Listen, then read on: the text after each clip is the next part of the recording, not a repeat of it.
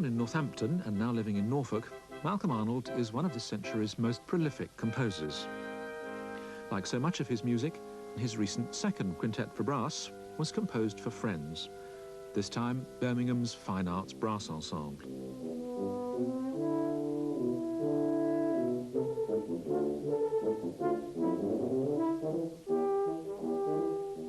Unfortunately, Arnold was in hospital after a heart attack when the new work was premiered.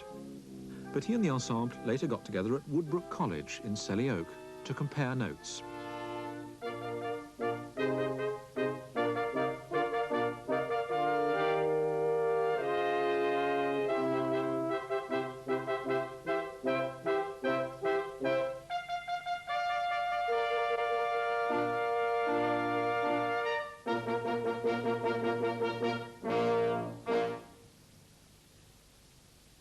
Thank you for playing it like that.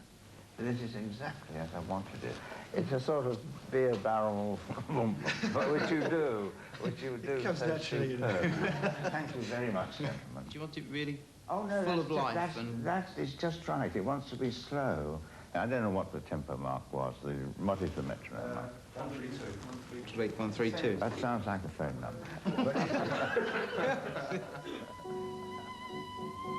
Malcolm Arnold was born in 1921, the fifth child in a well-off Northampton shoe manufacturing family. Although his parents were strict, they had both the money and the insight to encourage their children's abilities. And in any case, the family was musical. My mother was a very good pianist and accompanist, and her father was a violinist, and they had a family string quartet. Every year, I wrote her a piano piece. Very sentimental. I was only a student. And they're very jazz influenced. I tried to write it so that she could play jazz. You know, you have to write different notation, whereas if you write dum da dum da dum, a jazz player goes da da da da da. And I wrote it so that she could play it in a jazzy way that pleased the whole family, my sister, my brother, and her. Trumpet started when my sister introduced me to the early records of Louis Armstrong. And then we were staying at the Royal Bath Hotel in Bournemouth, and Louis Armstrong came down from London to play and sing at a tea dance. And I was absolutely astounded, and the manager of the hotel said to my sister, would you mind, get it, if Mrs. Armstrong sat at your table? And she said, sit at our table. My God, let us sit, please.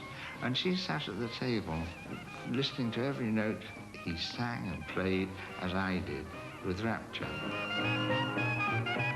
I was only about 10, I suppose, but that stuck me on the trumpet.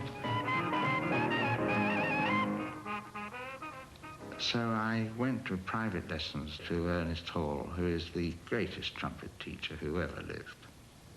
And he got me into a scholarship in the Royal College of Music because he was the professor. I took composition as a first study. I'd been composing since the age of 5 or 6. And we used to organize a Dixieland band that was different every dance, because anybody used to come up and play anything. And we'd just get the key, the tune, and the man standing up would give us 1, 2, 3, 4, and off we'd go. And it was all good Dixieland. So far from a stuffy institution, it was a marvelous place. Apart from being accepted for the Royal College of Music at 17, a year earlier than normal, Arnold, in fact, only completed 2 years of the 3-year course before joining the London Philharmonic Orchestra as second trumpet. And it's likely he only stayed at the college as long as he did because of the insight and tolerance of the principal, Sir George Dyson. I wrote to Sir George Dyson after I'd been there 18 months and said I didn't think I liked the college. The real reason I wanted to get away with a young red-haired art student from the Royal College of Art, which is only over the road, but who lived in the same digs. And that was my first love, and we ran away to Plymouth. And I got a job in a dance band in Union Street. Sir George Dyson, although a forbidding man, He was very kind to me. He wrote personally in his own handwriting and said, "Dear Malcolm, please come back. You have a great future and your scholarship is waiting for you. Yours sincerely, George Dyson." That was enough for me.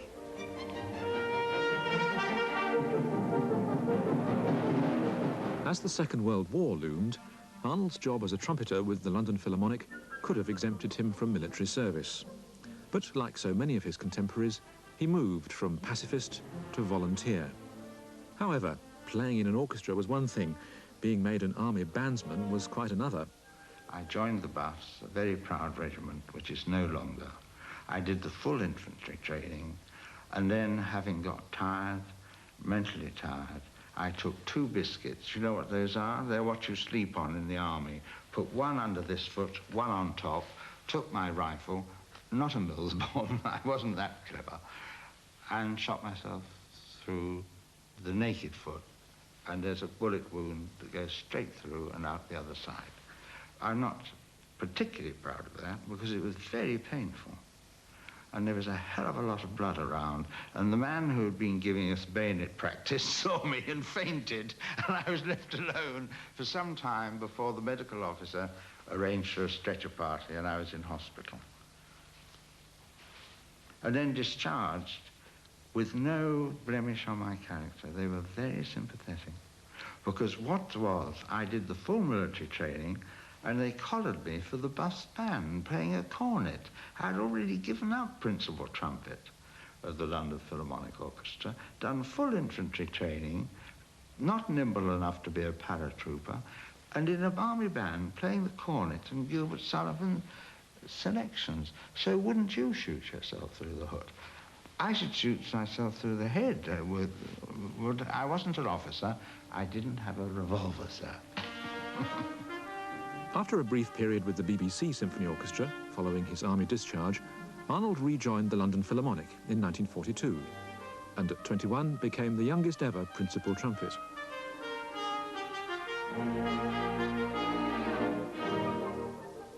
Although Arnold had composed since childhood, it was his orchestral experience and the influence of Berlioz, Sibelius and Mahler that now spurred him to write and to conduct. Beecham was the giant of British conductors, particularly with Mozart and Sibelius. And he never moved more than his wrist, which was this. He conducted like this, always before the beat. Like this, like sword play, with a goatee beard, a grandee beard, and mustachio. I had the greatest admiration. He did everything from memory, where he needn't have done. And it was Beecham who made the celebrated saying that's been repeated so many times, "Sir Thomas, have you ever done any Stockhausen?" "No, madam, but I have stepped in some." Which has to be said in the Beecham way, because it's so biting, that. So biting. He did dislike these over-intellectual composers who had no tunes. The other conductor who influenced me greatly was Edward Van Beinum. I said, "Could I study with you?" But Van Beinum said, "Why do you want to? You're a marvelous principal trumpet. Why do you want to take this?" I said, "I'd like to conduct my own works." He said, "Well, I'll tell you what, don't bother to study with me, but you play and I will record Beckers the Dandyprat," he said, which is ein Schlager, which he sometimes used to get into German, which means an hit.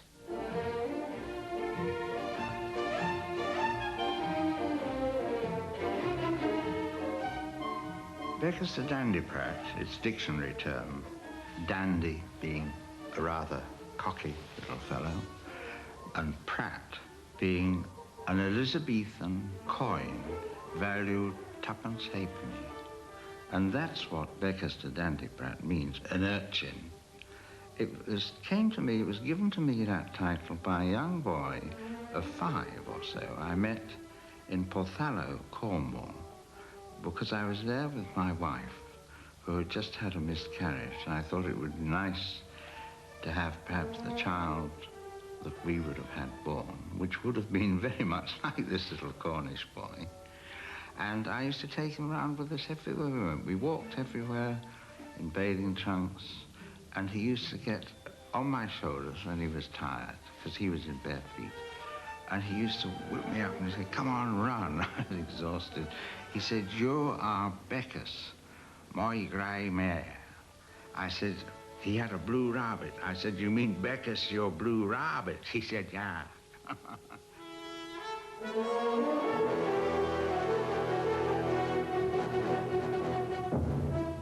Beckus the Dandiprat was, in 1948, the first Malcolm Arnold work to be recorded. And if it was to some extent a self-portrait, it also shared its creator's rapidly growing success. The year before, Arnold had written his first film score for a 24-minute documentary. Within 12 months, he was composing for major cinema features.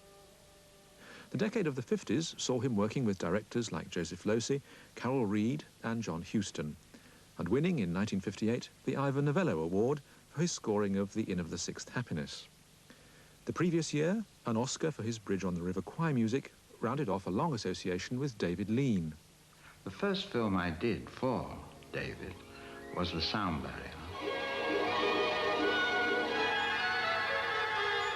And the complete sound department got an Oscar. And I was included. I have a bit of that Oscar.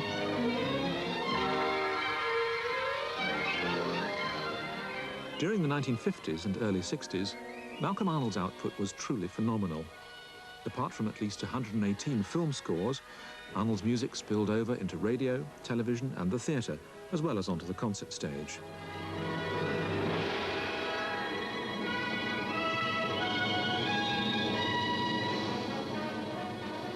Apart from Sir Thomas Beecham, and perhaps Andre Previn, it was probably Gerard Hoffnung who most shared Arnold's love of sending up pretension, elitism, or over-seriousness in music.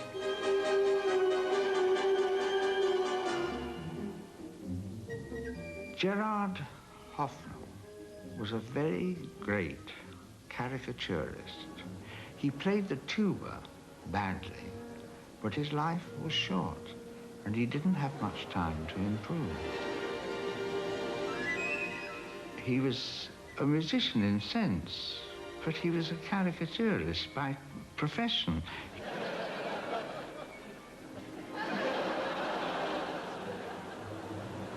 I wrote the very first piece that was ever played at a Hoffnung concert, called A Grand, Grand, Grand Festival Overture, which was a send-up of the great Victorian overtures that they used to end the proms with in the days before Sir Henry Wood. It was with an ending that goes on forever and ever in C major, all the bells in London, and an added bombouche, an electric polisher, 3 vacuum cleaners, and 4 rifles who shoot the vacuum cleaners dead and a polisher. And then it goes into the grand finale.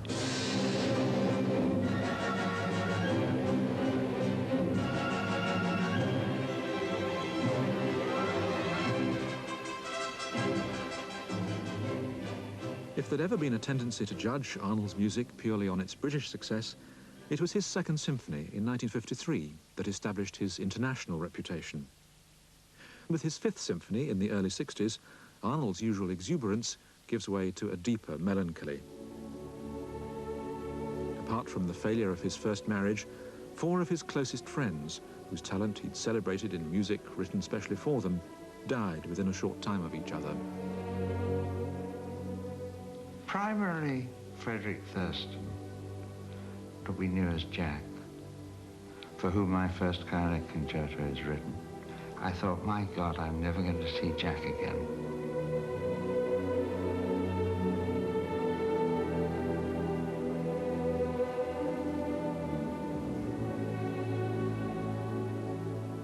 The next one was an absolute reprobate, David Paltengi, the ballet dancer, who used to send everybody up, and he was a good choreographer too. I miss him immensely.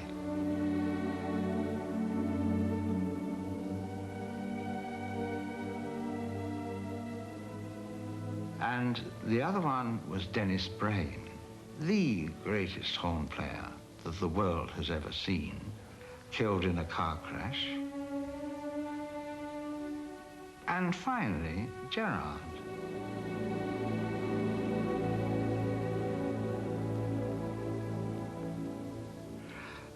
All my pieces have one particular thing: freedom, gentle freedom, which, my God, if that's not a harmless thing and an act of friendship, I don't know what music is about.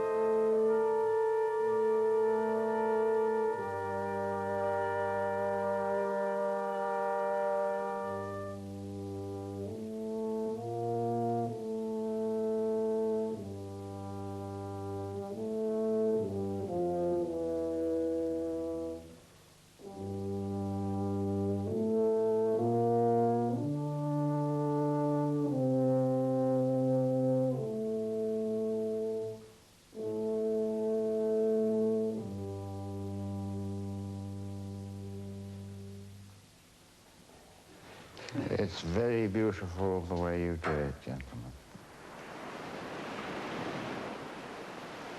For Malcolm Arnold, Cornwall had been associated since his student days with happiness, adventure, and most important, a sense of new beginnings. Divorce and remarriage saw a move to St Mirren on the north coast. Cornwall was an escape from the gin and tonic belt of Surrey. And I like to be part of a community, however small. And in that very happy period, I also wrote the 4 Cornish dances.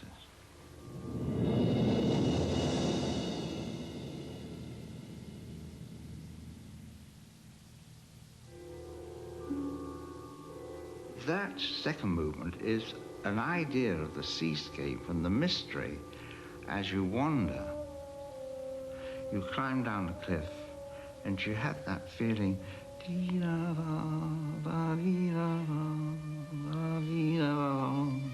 which is a feeling of mystery of all those people who have suffered and yet are still walking around there.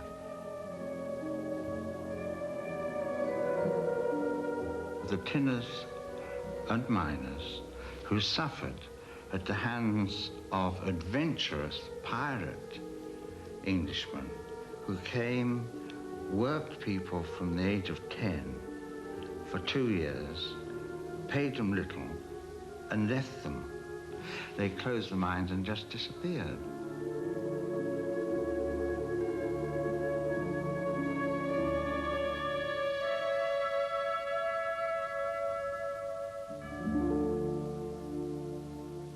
I was made very much at home, you see. That's why they made me a bard.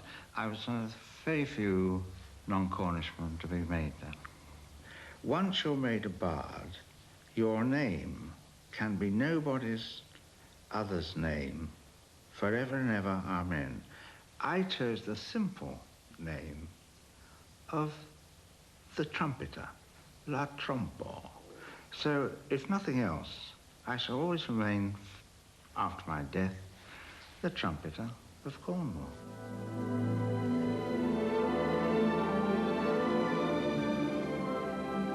Throughout his life, Malcolm Arnold has felt an affinity with the Celtic people. And apart from the Cornish dances, he's written Scottish and Irish sets too.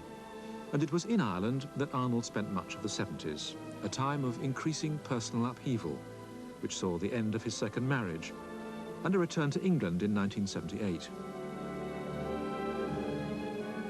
Now, after a long period of illness and diminished output, a move to Norfolk, a place with strong family connections, seems to have worked wonders.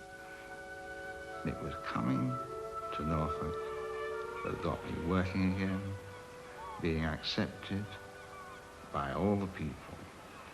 It is that that gives me joy and makes me stay.